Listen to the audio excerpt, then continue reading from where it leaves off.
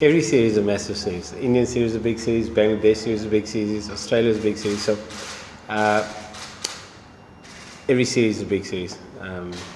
So I think from the last squad, there are a few guys. Obviously, because we went to India, we took a squad of 15, of which there were 3 spinners.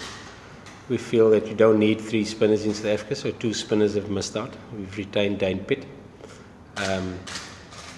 Dane Villas was the wicket-keeper going to India. For this particular series, we decided to go with AB de Villiers because it allows us to play an extra specialist batsman. That's the reasoning for that. And any other changes?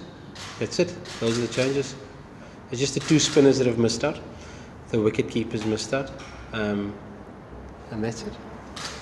As far as I'm concerned, I want to write India off. It was a very tough tour for us. We got to move on from it. Conditions were very tough. Both sides didn't bat well throughout the series, and we've learned a lot of lessons from it, but we've got to move forward. We obviously come to South Africa where we know conditions are still tough for the batters, particularly against the new ball. Opening the batting is the hardest job in South Africa. As a batter, it's a tough place to bat. So although we're more used to the conditions, we know it's still going to be tough. The England bowling lineup is a good bowling lineup, and they will pose a threat to us. But look, obviously it's a much more comfortable space for us being back home. We're used to the environment, we're used to the conditions, we're used to the wickets. So pleased to be back on home soil. Yeah, like I wouldn't say we've got a young bowling attack. I think Dale and Mornay are very experienced. They've played a lot of test matches. Kyle Abbott, although he hasn't played a lot of test cricket, he's an experienced bowler. Kagiso Rabada is the one young player, the young bowler that we do have, but a lot of potential and a lot is expected from Kagiso over the next couple of years.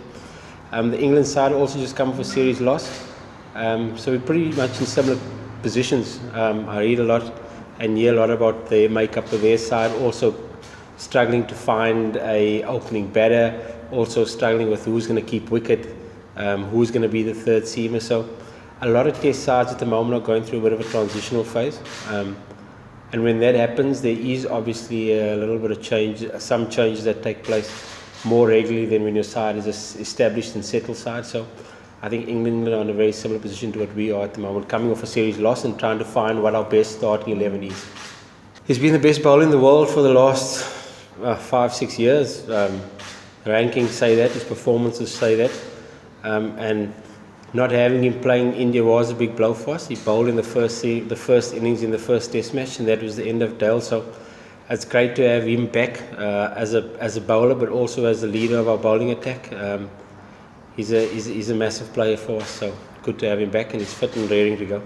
Look, we've got some serious quality in our batting lineup. We know it's all about runs and putting in big performances. Players are fully aware of that. But we know it's one big score away. One good start or one drop catch and somebody can get a bit of luck and a bit of momentum going and everything will click back into place. So that's part of the game. You're not always going to be on top of your game. You're going to go through lulls as a batsman. You're going to go through lulls as a team, and you need to find ways of getting out of it. The important thing is to make sure that you keep doing your basics really well. Train really hard, put in your hours, think about your game, give yourself the best opportunities to get runs, and I'm pretty confident that our batting lineup will kick during the series. I think everyone will feel a little bit of pressure. We know that not many runs were scored, but like I said, they were very extreme conditions. Hashim's record over the last 6 or 7 years is as good as better than most cricketers in the world. So I know he's so close to a big score. He's hitting the ball really well. His positions are really good. He's training really hard.